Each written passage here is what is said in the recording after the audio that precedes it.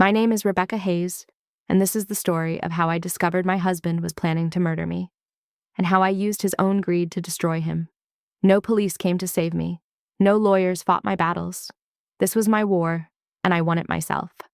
I'm 36 years old, married 12 years to Daniel Hayes, a financial advisor in Seattle. We have an 8-year-old daughter named Emma. On paper, we looked like the perfect family. Behind closed doors, I was drowning. Daniel controlled everything, every dollar, every decision, every aspect of our lives. I had a part-time bookkeeping job that paid barely anything. Daniel said it was cute that I wanted to work, but my income was pocket money compared to his. Our joint account had his name first. The house was in his name only, purchased before our marriage. The car I drove was leased under his company. I had nothing that was truly mine except Emma. I told myself this was normal, that husbands handled finances in successful marriages, that I should be grateful Daniel was responsible with money while I focused on being a good mother. I was so well trained in my own oppression that I thanked him for controlling me. 6 months ago, things shifted. Daniel started working late every night, started password protecting his phone, started going to the gym obsessively and buying expensive new clothes. I recognized the signs. Every woman does. But when I asked about an affair, he made me feel crazy. "You're paranoid, Rebecca. You watch too many of those trashy reality shows. I'm working hard for this family, and you're accusing me of cheating? Maybe if you took better care of yourself, you wouldn't be so insecure." I apologized. Actually apologized for suspecting him. That's how far gone I was. Last Tuesday, everything changed. I was cleaning Daniel's home office, one of my wifely duties, when I found a folder shoved behind his filing cabinet. Life insurance policies, 2 of them both taken out 18 months ago. $1 million on my life, with Daniel as sole beneficiary. I stared at that number, feeling cold dread settle in my stomach.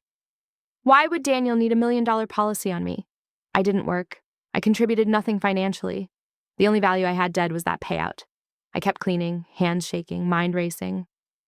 Maybe I was being paranoid again. Maybe this was just responsible planning, but something felt wrong. Deeply, terribly wrong. That afternoon, I did something I'd never done before. I checked Daniel's credit card statements online. He thought I didn't know the password, but I'd seen him type it once. Emma's birthday. The statement loaded, and my blood ran cold. Charges at the Fairmont Hotel, 5 different dates over the past 3 months, always on nights Daniel said he was working late, dinner at expensive restaurants I'd never been to, flowers from a boutique I didn't recognize, certainly not flowers I'd received, and a jewelry purchase at Tiffany's for $3,400. I hadn't gotten jewelry from Daniel in 5 years. He was having an affair. The evidence was undeniable, and he had $1 million life insurance policy on me. I thought about going to him, confronting him, demanding the truth, but some instinct stopped me. If Daniel was cheating and had taken out a massive life insurance policy, what did that mean? The possibilities were too horrifying to speak aloud. Before I continue, please hit that like button and subscribe to the channel. Drop a comment telling me where you're watching from. I love hearing from you. And if this story resonates with you, share it with someone who needs to hear it. I needed to know more. I needed proof. So I did something that would have seemed impossible to the old Rebecca. I started investigating my own husband. First, I checked our joint banking statements going back 2 years. Daniel gave me a household allowance of $800 a month for groceries and essentials, said it was more than enough for our needs. But the statements showed something else. Regular transfers out of our savings, $2,000 here, $5,000 there, always labeled as business expenses or investment opportunities. Over 2 years, nearly $85,000 had disappeared from our accounts. I looked up our mortgage. We'd refinanced a year ago. Daniel said it was to get a better rate, but the documents showed he'd taken cash out. $40,000, and I had no idea where it went. My signature was on the papers. I didn't remember signing them, but there it was, my handwriting. Had I signed without reading? Had Daniel forged it? I didn't know anymore what was real. I started following him. Not every night. I couldn't leave Emma alone. But when she had sleepovers at friends' houses, I would wait outside Daniel's office in my car and watch. 3 times I saw him leave with a woman. She was young, mid-20s, beautiful in that polished corporate way, dark hair in a sleek bob, expensive clothes, confident stride. They would get into his car together, drive to the Fairmont, and I would sit in the parking lot for hours, imagining what they were doing inside. The rage was suffocating, but underneath it was fear, because Daniel wasn't just cheating. He was stealing from us, lying to us, and he had $1 million policy on my life. I needed help, but I had no money of my own. The $800 monthly allowance was barely enough for groceries. I had maybe $200 in tips from the bookkeeping job, kept in cash hidden in my underwear drawer, my pathetic secret emergency fund. I called the one person I thought might help, Jessica, my college roommate who'd become a paralegal in Portland. We'd drifted apart over the years. Daniel didn't like me having close friends, but she answered on the second ring.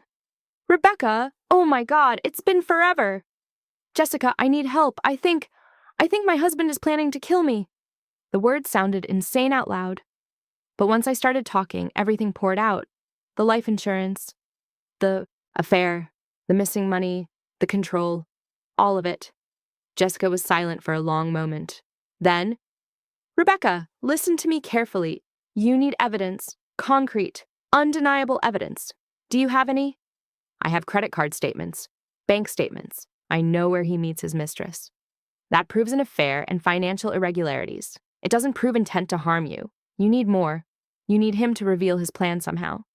How do I do that? I don't know. But Rebecca, if you're right about this, you're in danger. Real danger. You need to be smart. Document everything. Keep copies somewhere safe, somewhere he can't find them. And for God's sake, don't confront him until you have enough evidence to bury him. I spent the next week documenting everything. I photographed bank statements, credit card bills, the life insurance policies. I made a fake email account and sent everything to myself. I drove to a copy shop 30 minutes away and printed hard copies, stored them in a locker at a gym I'd joined using my bookkeeping cash. Daniel didn't even know I'd joined. I told him I was taking walks, but I still didn't have proof of intent. I had proof Daniel was a cheating, lying, financially abusive husband. I didn't have proof he wanted me dead.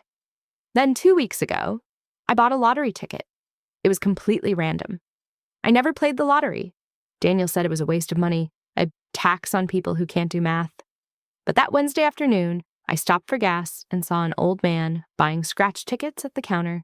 He looked at me and smiled. Feeling lucky today, young lady? I wasn't. I was feeling desperate and scared and trapped. But something made me buy a ticket anyway. I used Emma's birthday, our anniversary, Daniel's birthday for the numbers. 6 dates that had once meant love and family and forever. That night, I was making dinner when the news announced the lottery numbers. I wasn't paying attention until I heard them. Wait, 15, 23, 29, 31, 42. My hands froze. I knew those numbers. I grabbed my purse, pulled out the ticket, checked it once, twice, 3 times. All 6 numbers matched. I had won the Mega Millions jackpot. $100 million, $62 million after taxes if I took the lump sum. I stood in my kitchen, the ticket trembling in my hand, and for the first time in months, I felt something other than fear. I felt power, but immediately a horrible realization crashed over me. I couldn't tell Daniel. If he knew I'd won $100 million, he would kill me immediately. Why wait for a staged accident when a home invasion or tragic fall would give him access to a fortune 100 times larger than that insurance policy? The lottery ticket was both my salvation and my death sentence. I couldn't claim it without Daniel finding out. And if he found out, I was dead, unless I moved first. I called the lottery office from a payphone the next day while Emma was at school. Explained my situation carefully. I'd won the jackpot, but I was in an unsafe domestic situation and needed to claim the prize confidentially. The woman I spoke with, Patricia, had heard this before. You're not the first woman to sit in danger with a winning ticket. We can structure the claim to protect you, but you'll need to come in person with identification and the ticket. Can you do that without your husband knowing? I'll figure it out. One more thing, Patricia said gently. Once you claim this money, even in a confidential trust, your husband might be able to access it if you die before the divorce is finalized. Community property laws. You need to protect yourself legally before you claim this prize. But I couldn't afford a lawyer. I could barely afford groceries. That's when I made my decision. I would claim the lottery money, but only after I had exposed Daniel completely. After I had destroyed him so thoroughly that he would never see a penny of my fortune. I would have to stay in this house, pretend everything was normal, gather my evidence, all while sitting on an unclaimed $100 million lottery ticket that expired in 90 days. The clock was ticking. I used my last $200 to hire a private investigator. Not a fancy one. I found him on Craigslist, a retired cop named Frank who did surveillance for $50 an hour. I told him I needed proof of my husband's affair for divorce proceedings. I didn't mention the life insurance or my suspicions about murder. Not yet. Frank was good. Within 3 days, he had photos of Daniel and his mistress. Her name was Olivia Chen, a junior advisor at his firm. entering the Fairmont together. Photos of them kissing in restaurant parking lots. A recording of them having drinks at a hotel bar, Daniel's hand on her thigh while she whispered in his ear. "Your husband's not even trying to be discreet," Frank said, handing me the evidence. "He doesn't think you're smart enough to catch him." He was right. Daniel thought I was stupid, helpless, controllable. He had no idea what I was capable of because I'd spent 12 years being exactly what he wanted me to be. But I needed more than infidelity photos. I needed Daniel to reveal his plan, and I knew exactly how to make that happen. I told Daniel I wanted to update my will. We were having dinner, Emma chattering about school when I brought it up casually. "You know, with everything happening in the world, I've been thinking about mortality. We should update our wills, make sure everything is clear for Emma if something happens to either of us." Daniel's fork stopped halfway to his mouth. "Our wills are fine, but we wrote them 8 years ago, right after Emma was born. Don't you think we should review them? Maybe add some specifics about Emma's guardianship, her education fund." "Why are you suddenly worried about this?" "I'm not worried. I just think we should be responsible. You're always saying we need to plan ahead financially." Daniel's jaw tightened. "If you die, I'm Emma's father. I'll take care of her. We don't need to change anything." "But what about the life insurance money? Maybe we should put it in a trust specifically for Emma's education. That way the money is protected specifically for her needs." The color drained from Daniel's face. "The insurance money would go to me as your spouse, to support our daughter. There's no reason to lock it up in a trust. I'm just thinking about what's best for Emma." "I said no, Rebecca." His voice was sharp now, angry. "You don't understand finance. That's why I handle these things. The policy is structured correctly. We're not changing it." Emma had gone quiet, sensing the tension. I backed down, played the submissive wife. "Okay, honey. You're right. I don't understand these things. I trust your judgment." But I'd seen the flash of panic in his eyes. The mention of changing the insurance beneficiary had terrified him, because if that money went into a trust he couldn't access, his whole plan fell apart. That night, Daniel stayed up late in his office. I pretended to sleep, but listened to the murmur of his voice through the door. He was on the phone, speaking in low, urgent tones. I crept closer, pressed my ear to the door. "Can't wait any longer. She's talking about changing beneficiaries, putting money in trusts. If she does that before..." "No, it has to be soon, this weekend. I'll make it look like an accident." My heart stopped. This was it, the confession I needed. But I wasn't recording. I had no proof. I ran to the bedroom, grabbed my phone, set it to record voice memos. My hands were shaking so badly I almost dropped it. I crept back to the office door, held the phone against the wood. Daniel was still talking. "Break lines are easy. I watched videos. Saturday morning, she always drives Emma to soccer practice. There's that steep hill near the school. If the brakes fail there..." "No, I'll have an alibi. I'll be at the gym. They'll call it mechanical failure. 8-year-old car, regular wear and tear." I was going to vomit. My husband was calmly planning my murder, discussing it like a business transaction. "And Olivia, once this is done, we can finally be together. No more sneaking around. The $1 million from insurance, plus what's left in the accounts. We'll be set. We can start over." I heard Olivia's voice, tinny through the phone speaker. "What about Emma?"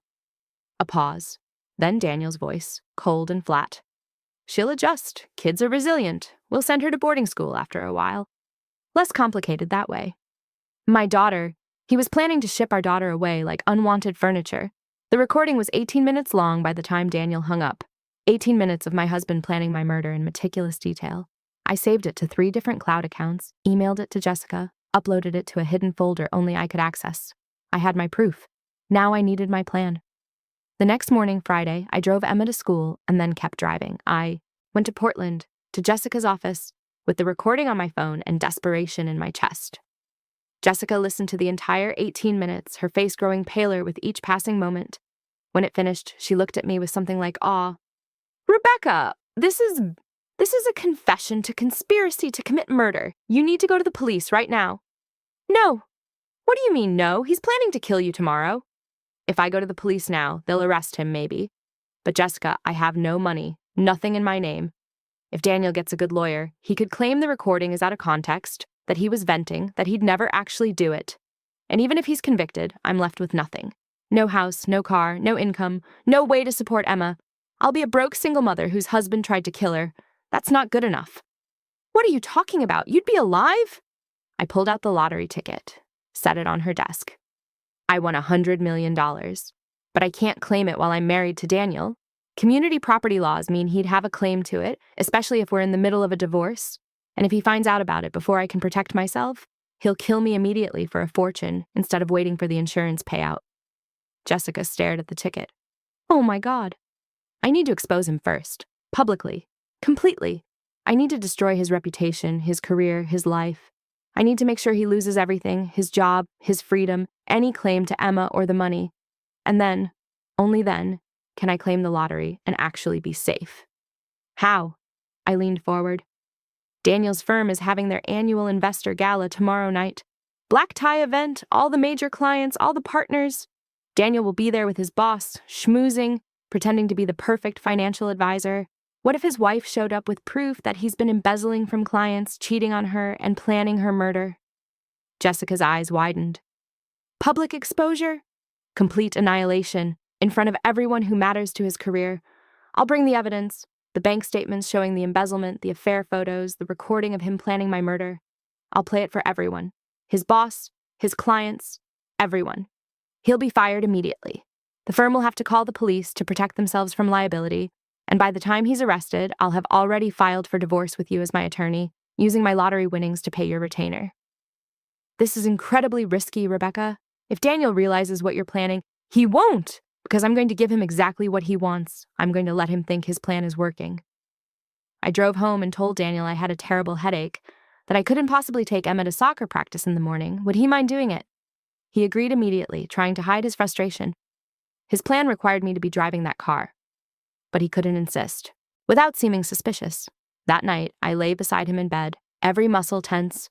At 2 a.m, Daniel got up. I watched through slitted eyes as he dressed in dark clothes and crept out of the bedroom.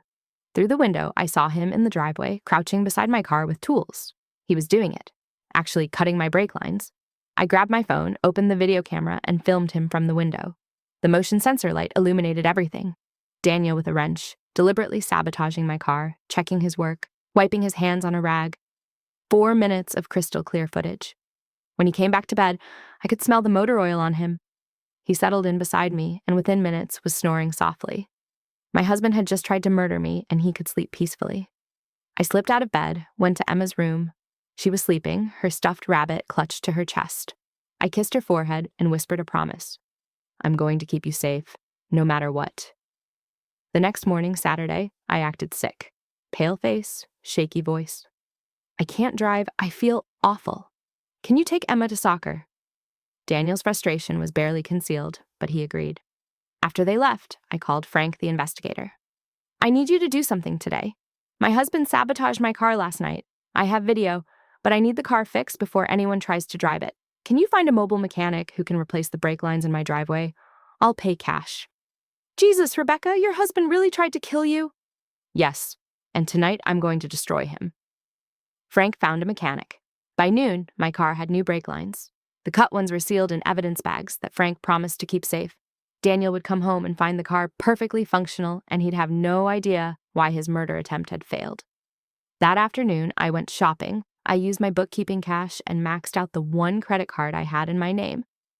$500 a limit that Daniel didn't monitor because he considered it my allowance card. I bought a black dress. Elegant, expensive, nothing like the dowdy clothes I usually wore. I got my hair done at a salon, a sleek updo that made me look sophisticated. Professional makeup. For the first time in years, I looked at myself in the mirror and saw a woman with power. Emma came home from soccer with Daniel. He kept looking at my car in the driveway, confusion flickering across his face, but he said nothing. You look pretty, Mommy, Emma said, hugging me. Thank you, baby. Mommy has an important event tonight. Daniel frowned. What event? Your firm's investor gala. I know spouses are invited.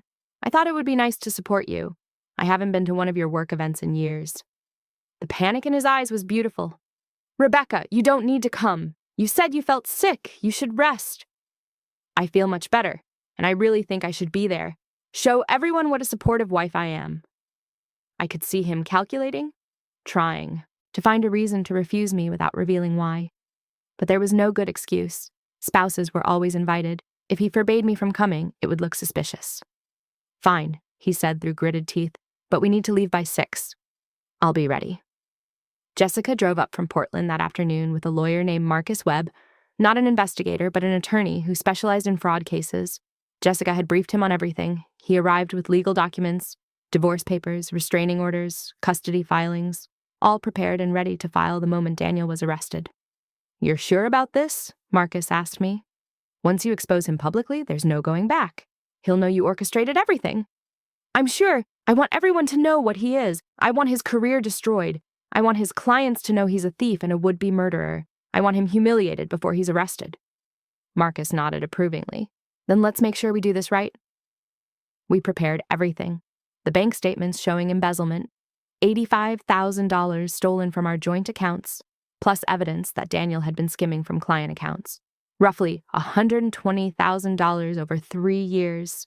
Frank's photos of Daniel and Olivia, the recording of Daniel planning my murder, the video of him cutting my brake lines, all of it loaded onto a USB drive, all of it ready to present to Daniel's boss, the firm's partners, and if necessary, the entire room of investors. At 6 o'clock, Daniel and I drove to the gala together. He was tense, kept glancing at me like he was trying to figure out what I knew. I smiled serenely and talked about how nice it would be to see his colleagues again. The event was at a waterfront hotel, elegant and expensive. 200 people in formal wear, champagne flowing, a jazz band playing. Daniel's boss, Richard Chen, no relation to Olivia, greeted us warmly. "Daniel and Rebecca, what a pleasant surprise. We so rarely see spouses at these events." "I wouldn't miss it," I said, shaking his hand. "I'm very proud of my husband's work." Daniel forced a smile. I could see Olivia across the room in a red dress, her eyes widening when she saw me. She immediately pulled out her phone, probably texting Daniel a panicked message. I excused myself to the restroom. Jessica and Marcus were waiting in the lobby. "It's time," I said. We approached Richard Chen together. "Mr. Chen, I'm Jessica Reeves, an attorney. This is my colleague, Marcus Webb. We need to speak with you privately about Daniel Hayes. It's urgent." Richard frowned. "What's this about?" "Your employee has been embezzling from clients and from his own wife. He's also currently planning to murder his wife for life insurance money. We have extensive evidence, and we thought you'd want to see it before we go to the authorities." Richard's face went white. "That's a serious accusation." "It's a provable fact," Marcus said, holding up the USB drive. "Do you have somewhere we can review this privately?" Richard led us to a conference room off the main ballroom. We connected the USB to the room's presentation screen, and then we showed him everything. The bank statements, the client account irregularities that Frank had helped me uncover, the photos of Daniel and Olivia, the 18-minute recording of Daniel planning my murder, his voice crystal clear as he discussed brake lines and insurance payouts and sending Emma to boarding school. If your story is making your blood boil like mine was, make sure you're subscribed and hit that notification bell so you don't miss what happens next. Trust me, the revenge gets so much better. Your support means everything to this channel. Richard Chen sat in stunned silence. When the recording finished, he looked at me with horror and pity. "Mrs. Hayes, I am so deeply sorry. I had no idea." "Neither did I until recently. This firm has zero tolerance for this kind of behavior. Daniel will be terminated immediately and will be contacting the authorities. But Mrs. Hayes, you said he's planning to kill you tonight." "Not tonight. He tried this morning by sabotaging my car. It failed because I had it fixed. But he doesn't know that yet." Richard stood, his face hard. "I'm calling the police right now. Daniel needs to be arrested before he tries again." "Actually," I said, "I'd like to show everyone first. Everyone at this gala. All of Daniel's clients, all his colleagues. I want them to know exactly who he is before the police take him away." Richard hesitated. "That's highly unusual. Those people trusted him with their money. They deserve to know he's been stealing from them. And I deserve to watch him lose everything in front of everyone he's ever tried to impress." Richard looked at Marcus, who nodded. "It's Mrs. Hayes' choice. She's the victim here." "All right," Richard said. "I'll make an announcement." We walked back into the ballroom. Richard went to the stage, took the microphone from the jazz band. The music stopped. Everyone turned to look. "Ladies and gentlemen, I apologize for the interruption, but something has come to my attention that requires immediate disclosure. This firm prides itself on integrity and transparency. When we discover that an employee has violated that trust, we act immediately." Daniel was standing near the bar with Olivia. I watched his face as he realized something was wrong. I've just been informed that one of our senior advisors has been engaged in embezzlement, fraud, and Richard paused, looking at me. I nodded. And conspiracy to commit murder. Rather than simply call the police, we believe this person's clients deserve to know the truth. The room erupted in shocked murmurs. Daniel's face went gray. Mrs. Hayes, would you like to come up here? I walked to the stage in my black dress, my head high. 200 faces stared at me. I saw confusion, curiosity, concern. I took the microphone. My name is Rebecca Hayes. I'm Daniel Hayes's wife. And for the past 3 weeks, I've been investigating my husband because I suspected he was planning to kill me. Gasps throughout the room. I saw Olivia trying to move toward the exit, but Jessica was blocking the door. I have proof, recordings, videos, financial documents. I'm going to play some of it for you now. Not to embarrass my husband, though he deserves far worse than embarrassment, but because many of you are his clients. You trusted him with your money, and you deserve to know that he's been stealing from you. I nodded to Marcus, who connected my phone to the presentation system. The large screens around the ballroom lit up with bank statements, highlighted transfers, dates, and amounts. Over the past 3 years, Daniel has embezzled approximately $120,000 from client accounts, small amounts, spread across multiple portfolios, hidden in fee structures and fake investment vehicles. I have forensic accountants ready to provide detailed analysis to anyone who wants it. The room exploded. Clients shouting questions, demanding answers. Richard was already on his phone, probably with the firm's lawyers. But that's not all, I continued. Daniel has also been having an affair with Olivia Chen, another employee at this firm. Here are photos of them together. The screens filled with Frank's surveillance photos. Daniel and Olivia kissing, entering hotels, his hand on her thigh at a restaurant. Olivia was crying now, mascara running down her face. And finally, my husband might die, I said, my voice steady despite the rage burning in my chest. I have a recording of my husband planning my murder. He intended to cut my brake line so I would crash and die, allowing him to collect $1 million life insurance policy. This recording was made 6 days ago. I played the audio. Daniel's voice filled the ballroom, casual and cold as he discussed brake lines and insurance money and staging accidents. When he mentioned sending Emma to boarding school, I heard several women in the audience gasp. The recording ended. The silence was deafening. Daniel stood frozen, his face the color of ash. Every eye in the room was on him. Daniel Hayes, I said into the microphone, you are a thief, a liar, an adulterer, and an attempted murderer. You spent 12 years making me feel small and stupid and worthless. You controlled every aspect of my life. You told me I was lucky to have you, that I should be grateful for your financial support, that I was nothing without you. My voice broke, but I pushed through. But you were wrong. I am not nothing. I am a woman who spent 3 weeks gathering evidence against you while pretending to be the obedient wife you wanted. I am a mother who will do anything to protect her daughter from a father who sees her as an inconvenience. I am strong enough to stand here in front of 200 people and destroy you the way you tried to destroy me. I turned to Richard. He's all yours. Call the police. Daniel finally moved. He lunged toward the stage, toward me, rage contorting his features. But security guards were already there, grabbing him, holding him back. You bitch! He screamed. You ruined everything. That money was mine. The insurance, the accounts, all of it. You were supposed to die. But I didn't, I said calmly. And now everyone knows exactly what you are. The police arrived within minutes. Detective Sarah Gonzalez took Daniel into custody while he was still screaming accusations at me. Olivia was also arrested as an accessory. Her text messages with Daniel discussing the murder plan were on his phone, which the police seized immediately. The ballroom had descended into chaos. Clients surrounding Richard, demanding to know if their money was safe, partners huddling in emergency meetings, journalists who'd been covering the gala for the society pages suddenly had a much bigger story. And I stood in the center of it all, calm and steady, watching my husband's life disintegrate. Jessica touched my arm. We need to file the divorce papers now, while he's in custody. And Rebecca, you need to claim that lottery ticket, tonight, before any lawyers start circling. We left the gala and drove straight to the lottery office. Patricia was waiting for us. Jessica had called ahead, explained the situation. At 10 o'clock at night, in a closed lottery office with only Patricia and a lawyer present, I claimed my $100 million prize. You're the bravest woman I've met, Patricia said, processing the paperwork. And I've met a lot of winners, but you didn't just win money. You won your freedom. The money was placed in an irrevocable trust with Emma as the sole beneficiary and Jessica as trustee until Emma turned 25. Daniel could never touch it. Even if he somehow got out of prison, even if he hired the best lawyers, the structure was airtight. By midnight, divorce papers had been filed. By morning, the story was national news. Seattle man arrested for attempted murder after wife exposes him at company gala. My face was everywhere. Daniel's mugshot was everywhere. The firm released a statement condemning his actions and promising full restitution to affected clients. Emma stayed with Jessica that weekend while everything happened. When I finally picked her up on Monday, she hugged me so tight I could barely breathe. "Mommy, everyone at school is talking about it. They're saying Daddy tried to hurt you." I knelt down, looked into her eyes. "Daddy made some very bad choices.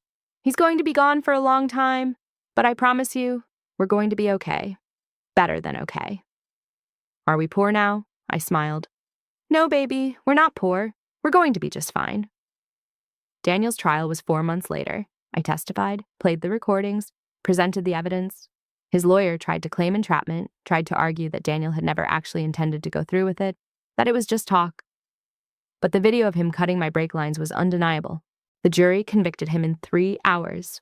25 years for attempted murder, 10 years for embezzlement, 5 years for fraud, sentences to run consecutively, 40 years total. He would be 84 years old before he was eligible for parole. The insurance company canceled the policy on my life and sued Daniel for fraud. Olivia took a plea deal and got 8 years. The firm settled with all affected clients, and several other advisors were fired for not catching Daniel's embezzlement sooner. And I started over. I bought a house in Portland, near Jessica. Nothing ostentatious. I didn't need a mansion. Just a comfortable home with a yard where Emma could play with her new dog. I invested most of the lottery money conservatively, used some to start a foundation helping women escape financial abuse. Emma thrived. She did therapy, processed her father's betrayal, and slowly healed. She was resilient in ways I never could have imagined. As for me, I learned that strength isn't something you're born with. It's something you discover when you have no other choice. I discovered I could investigate a murder plot. I could gather evidence. I could stand on a stage in front of 200 people and destroy my abuser. I could protect my daughter and build a new life from nothing. The lottery money helped. I won't pretend it didn't. Having resources made everything easier. The lawyers, the security, the fresh start. But the money didn't save me. I saved myself. The lottery was just a tool I used to ensure that when I exposed Daniel, I had the means to protect Emma and myself from the fallout. 5 years later, I'm 41. Emma is 13, happy and healthy. Daniel's in prison where he belongs. I built a life I'm proud of. Not because it's wealthy, but because it's mine. Every decision, every choice, every risk I take is mine alone. I still have the lottery ticket, laminated and framed in my office. Not because of the money, but because it reminds me of the day I decided to fight. The day I stopped being a victim and became a survivor. Thank you for staying until the end. If this story gave you the justice you needed to see, check out the other videos on screen. They're just as satisfying. And if you haven't subscribed yet, what are you waiting for? See you in the next story. People ask me sometimes if I'm angry at Daniel, if I hate him for what he tried to do. The answer is no. I don't hate him. I don't think about him at all anymore. He's irrelevant to my life now, locked away where he can't hurt anyone. But I am grateful to him for one thing. He underestimated me so completely, thought I was so weak and stupid and controllable, that he never saw me coming. He handed me every weapon I needed to destroy him because he genuinely believed I wasn't capable of fighting back. That was his fatal mistake. And that's the lesson I want every woman watching this to understand. The people who abuse you, who control you, who try to break you, they only have power if you believe you're powerless. The moment you decide to fight, everything changes. I wasn't a detective. I wasn't a lawyer. I wasn't wealthy or connected or powerful. I was just a woman who decided her daughter deserved better than a father who would murder her mother. And that decision was enough. If you're in a situation like I was, if you're trapped and scared and think there's no way out, there is. Document everything. Reach out for help. Find your Jessica, your Frank, your allies. And when the moment comes to expose the truth, don't hesitate. You're stronger than you know, and you deserve a life where you're not afraid. 3 months after Daniel's sentencing, I received a letter from him in prison. Jessica advised me not to read it, but I did anyway. I needed to see if there was any remorse, any acknowledgement of what he'd done to our family. There wasn't. The letter was 8 pages of accusations and blame. I had trapped him. I had ruined his life. I had manipulated the evidence and turned everyone against him. The affair with Olivia was my fault because I'd let myself go and stopped being attractive. The embezzlement was necessary because I was expensive to maintain. The murder plot was just venting, just stress, something he never would have actually done. And then, buried in the 6th page, the real purpose of the letter revealed itself. Rebecca, I know about the lottery money. Olivia told me before she took her plea deal. She overheard something at the gala. $100 million, that's rightfully half mine. We were married when you won it. Community property. My lawyer says I have a case. Unless you want to spend the next 10 years in court fighting me, we can settle this quietly. Transfer $10 million to an account for my commissary and legal defense, and I'll sign away all parental rights to Emma. Think about it. $10 million is nothing compared to what you have. And wouldn't it be worth it to never have to worry about me having visitation rights when I get out? I read that paragraph 3 times, feeling my blood pressure rise with each word. He was trying to blackmail me from prison, threatening to drag me through court to maintain parental rights to Emma as leverage, all for money. I called Marcus Webb immediately. He has no case, Marcus said after I read him the letter. The lottery money was placed in an irrevocable trust before his arrest. It's not marital property, it's Emma's inheritance, managed by a trustee. He can file all the motions he wants, but no judge will give a convicted attempted murderer access to his victim's assets. This is just harassment. What about the parental rights threat? Also baseless. He was convicted of trying to kill Emma's mother. He planned to send Emma to boarding school to get rid of her. Any judge would terminate his rights immediately if you petition for it. In fact, we should do that proactively. Rebecca, do you want me to file for full termination of his parental rights? I thought about Emma. She was doing better, but she still had nightmares sometimes, still flinched when men raised their voices, still asked questions about why her daddy had wanted to hurt Mommy. The therapist said she was processing trauma, that healing wasn't linear. Yes, I said. File the petition. I want him to have zero legal connection to her. No rights, no future claims, nothing. Consider it done. The hearing for termination of parental rights was 6 weeks later. Daniel appeared via video link from prison, wearing an orange jumpsuit. He'd lost weight, looked older, harder. Prison had not been kind to him. The judge reviewed the case, the attempted murder conviction, the recorded statements about Emma being less complicated to deal with if she was sent away, the complete absence of any relationship between father and daughter since his arrest. Mr. Hayes, the judge said, do you have anything to say about why your parental rights should not be terminated? Daniel leaned toward the camera. Your Honor, I love my daughter. I made mistakes, yes, but I'm still her father. I deserve the chance to rebuild our relationship when I'm released. You planned to murder her mother, the judge interrupted. You discussed sending your daughter to boarding school to get her out of the way. You've made no effort to contact her, write to her, or maintain any parental relationship in the 8 months since your arrest. What exactly about this suggests you want to be a father to this child? I was under extreme stress. I wasn't thinking clearly. You were thinking clearly enough to research murder methods, sabotage a vehicle, and plan the logistics of collecting life insurance money. Your rights are terminated, Mr. Hayes, permanently and irrevocably. Emma Hayes will legally have no father as of today. This court finds that your presence in her life presents a danger to her emotional and psychological well-being. The gavel struck. Daniel's face contorted with rage on the screen. This is Rebecca's doing! She's poisoned everyone against me! That money should be… The prison guard cut off his video feed. The screen went black. I sat in the courtroom, holding Emma's hand. She'd wanted to come, wanted to see it happen. She was 9 years old, and she understood that her father was dangerous, that he'd tried to hurt us, that we were better off without him. Is it over? She asked quietly. It's over, baby. He can never claim to be your father again. She nodded, and I saw relief flood her face. Good. Can we go get ice cream now? We got ice cream. Emma ordered chocolate with rainbow sprinkles, and we sat in the park eating it, not talking about court or Daniel or any of the darkness. Just a mother and daughter enjoying a sunny afternoon. That night, after Emma went to bed, I sat in my home office and looked at the framed lottery ticket on the wall. $100 million. It had saved us, yes, but it had also brought complications I'd never anticipated. The media attention had been relentless for months. Every talk show wanted me to tell my story. Publishers offered book deals. Producers wanted to option my life for a movie. I turned down almost everything. This wasn't entertainment to me. It was my trauma, my survival, my daughter's pain. But the attention also brought other women to my door. Women in similar situations, Financially controlled, emotionally abused, trapped with no way out. They read about me and saw hope. They reached out asking for help, for advice, for resources. That's when I realized what I needed to do with the money. Not just survive on it, but use it to help others survive too. I worked with Jessica and Marcus to establish the Rebecca Hayes Foundation for Financial Independence. We provided legal aid to women seeking divorce from abusive partners. We offered financial education classes. We maintained a network of safe houses and emergency funds for women who needed to escape immediately. Within a year, we'd helped 43 women leave dangerous situations. By year 2, that number was over 100. Some of them just needed legal help. Others needed money for deposits on apartments or help finding jobs or childcare while they got back on their feet. Every woman I helped, I thought about who I'd been 3 years ago. Trapped, scared, believing I had no options and no power.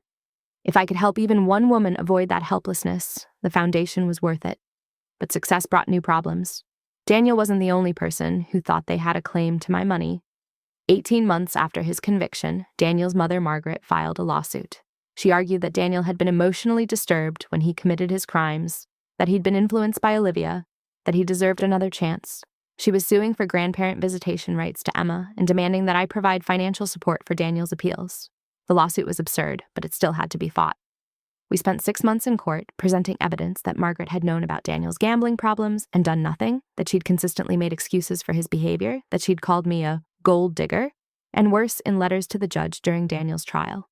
The judge dismissed her case and issued a restraining order preventing her from contacting Emma or me, but it had cost $75,000 in legal fees and countless hours of stress. Then came Daniel's father, Robert, with a similar lawsuit. Then Daniel's brother, Marcus, claiming I'd stolen his brother's future and owed the family compensation.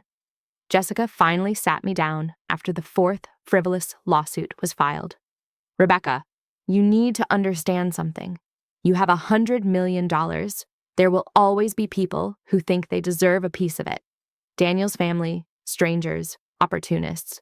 We can fight every lawsuit and we'll win every time because they have no legal standing, but it's going to be exhausting and expensive and never-ending. What's the alternative? Just give them money to go away? No, never. That just invites more demands. The alternative is to make it very clear, very publicly, that you're not an easy target, that you'll fight every spurious claim, that you have the resources to bury anyone who comes after you, and that you're protected by a team of lawyers who are very, very good at their jobs. We released a statement through the foundation. Ms. Hayes will vigorously defend against all meritless legal claims. Any individual who files a frivolous lawsuit will be countersued for legal fees and harassment. Ms. Hayes is focused on using her resources to help women in need, not enriching opportunistic litigants. The lawsuit slowed, not because Daniel's family gave up. They still sent threatening letters occasionally, but because we'd made it clear that targeting me would cost them more than they could possibly gain. 2 years after Daniel's conviction, Emma and I had settled into a new normal. We lived in a beautiful house in Portland with a rescue dog named Bailey. Emma was thriving in school, had close friends, loved soccer and art class. Her nightmares had mostly stopped. I was dating someone, a man named Thomas who owned a bookstore in downtown Portland. He knew my whole story, wasn't intimidated by it or by the money. He was kind to Emma, patient with my trust issues, respectful of my boundaries. We took things slowly. The foundation was expanding. We'd helped over 300 women in 2 years. We'd opened a second location in San Francisco and were planning a third in Chicago. I spent my days meeting with survivors, developing programs, fundraising from other donors who believed in the mission. Life was good, stable, peaceful. I should have known that peace never lasts. The call came on a Tuesday afternoon. Detective Gonzalez, now retired, but still someone I considered a friend. Rebecca, I need to tell you something. Daniel was attacked in prison 3 days ago. He's in critical condition. My first reaction was to feel nothing.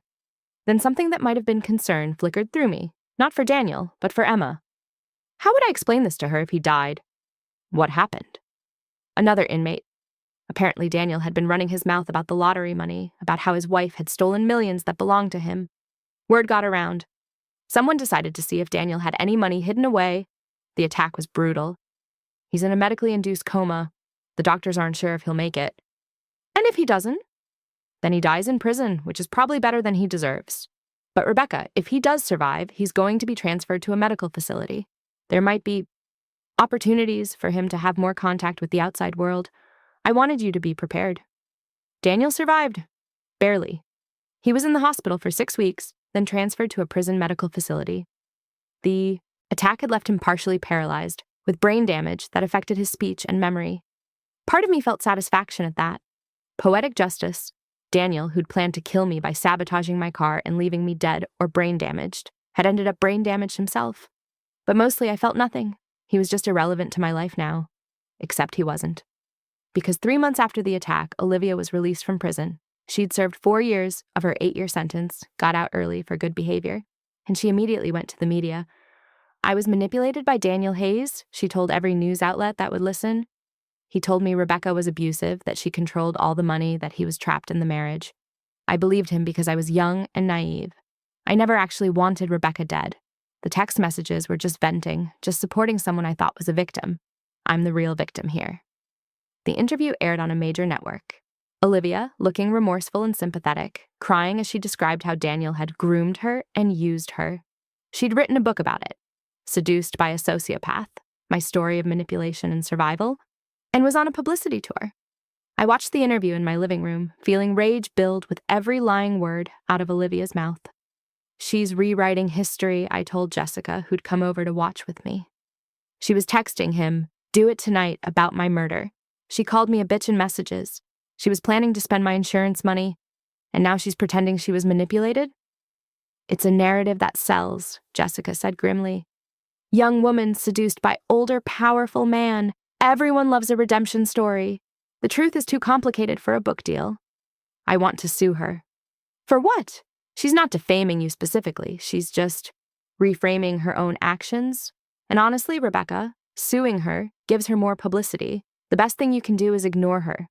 But I couldn't ignore her, because Olivia's book led to other things. Interview requests asking me to respond to her claims, journalists questioning whether I'd been too harsh in my testimony at her trial, social media debates about whether Olivia deserved a second chance. And then Olivia started a podcast called Life After Conviction, where she interviewed other women who'd been in prison, discussing rehabilitation and second chances. She positioned herself as an advocate for criminal justice reform. The hypocrisy was staggering. But she was careful never to contact me directly, never to cross any legal lines. She just existed in the public sphere, rewriting our shared history, and there was nothing I could do about it. Emma asked about it one day. She was 11 now, old enough to hear things at school, to see things online. Mom, Sophie's older sister, said that lady on TV, Olivia, said she was tricked by Dad, that she didn't really do anything wrong. Is that true? I sat Emma down, looked into her eyes. No, baby, it's not true. Olivia made her own choices. She chose to have an affair with a married man. She chose to send messages encouraging him to hurt me.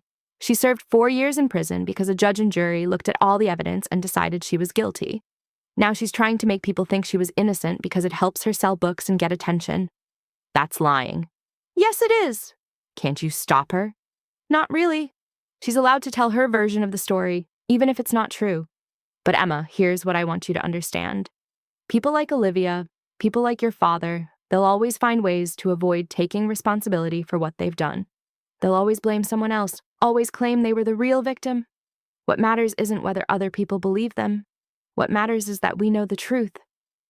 Emma nodded slowly. I know the truth.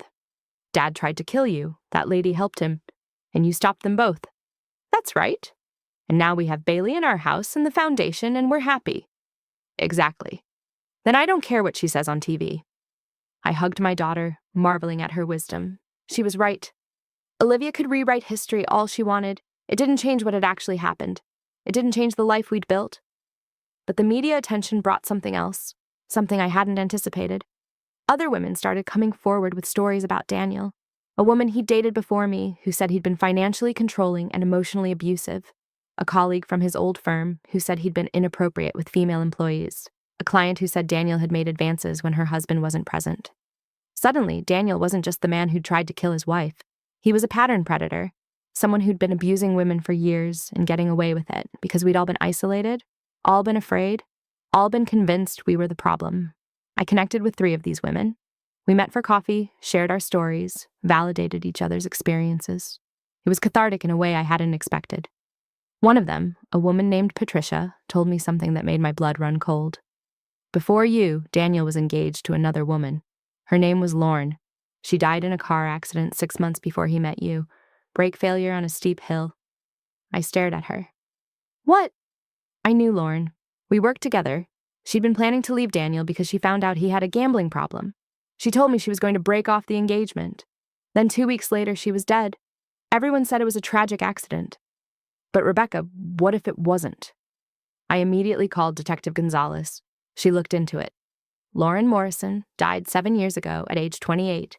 Single car accident caused by brake failure. The investigation at the time had been cursory. The car was old. The brakes were worn. It was ruled accidental death. But when they reopened the case with what they now knew about Daniel's patterns, everything looked different.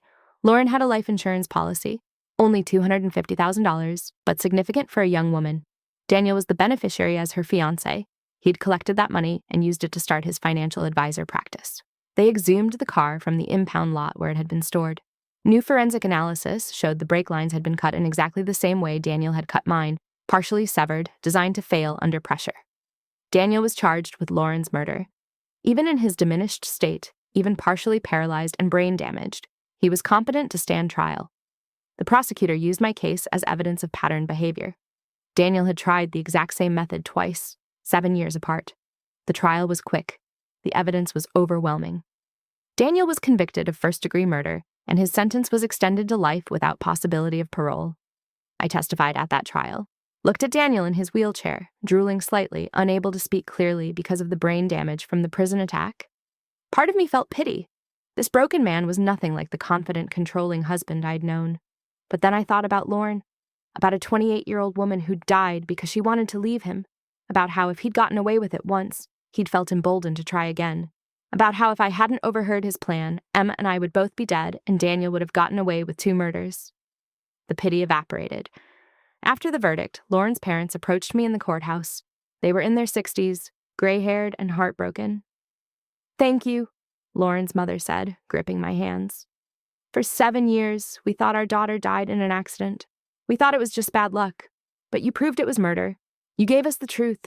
That's a gift we never thought we'd have." "I'm so sorry for your loss," I said. "Lauren deserved so much better." "So did you, but you survived. You fought back. Lauren would have been proud of you." That night, I sat in my office and thought about the butterfly effect. If I hadn't bought that lottery ticket, I wouldn't have had the resources to fight back the way I did. If I hadn't overheard Daniel's plan, he might have succeeded.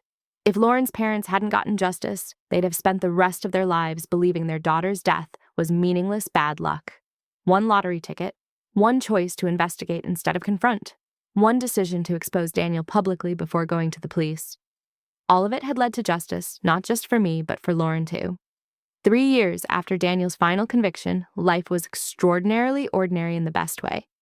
Emma was 14, a freshman in high school, captain of the soccer team, straight-A student, kind and funny and resilient.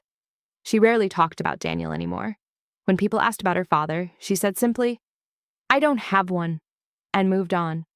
Thomas and I got married, in a small ceremony with just close friends and family. Emma walked me down the aisle and gave a toast at the reception that made everyone cry. My mom taught me that strength isn't about never being scared. It's about being scared and doing what needs to be done anyway. She's the strongest person I know, and I'm lucky she's my mom. The foundation had helped over 1,000 women by that point. We'd expanded to 5 cities and had a staff of 30 people. We'd successfully lobbied for legislation in Washington state that made financial abuse a recognized form of domestic violence and gave victims more legal protections. I spoke at conferences sometimes, telling my story to rooms full of social workers and lawyers and advocates. I always ended with the same message. You don't need $100 million to escape. You don't need luck or perfect timing. You need the decision to save yourself, the willingness to gather evidence, and the courage to act when the moment comes. Everything else is just details. One afternoon, I received a letter from Patricia, the lottery official, who'd helped me claim my prize confidentially all those years ago. She was retiring, she wrote, and wanted me to know that in her 30 years with the lottery, I was the winner she'd never forgotten. Most people who win spend the money on things, she wrote. Cars, houses, vacations, jewelry. You spent it on becoming free and helping others do the same. That's the best use of a lottery prize I've ever seen. I framed that letter and hung it next to the lottery ticket in my office. Daniel died in prison 4 years after his final conviction. Heart attack, the prison informed me. He was 63 years old. I was required to make decisions about his body as his ex-wife, since no other family claimed him. I had him cremated. Didn't hold a service, didn't tell Emma until a week later. He's gone, I said simply. He died in prison. Emma nodded. Okay. Then after a pause, am I supposed to feel sad? You can feel however you feel. There's no right or wrong way to react. I don't feel sad. Is that bad? No, baby.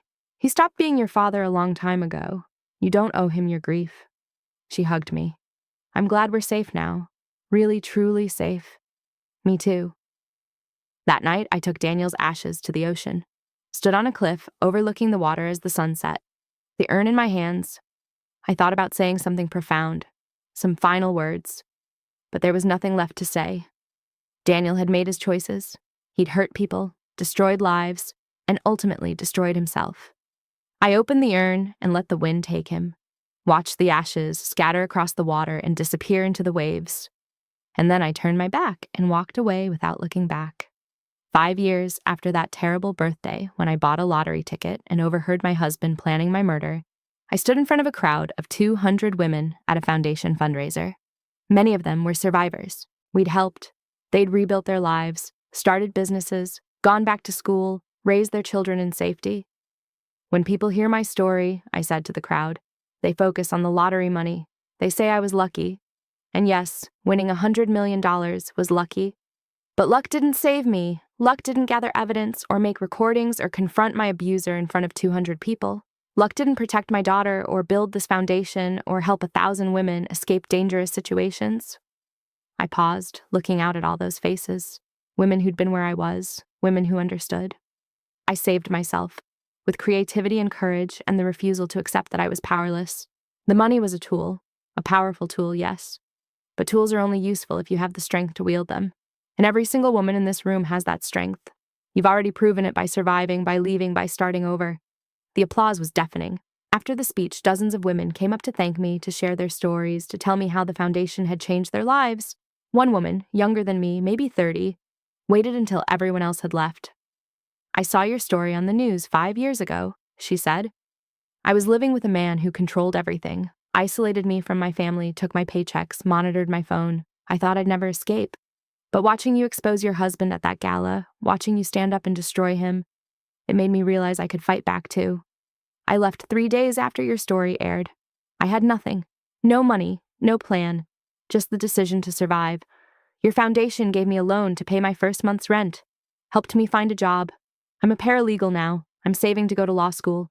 And it's because you showed me that escape was possible.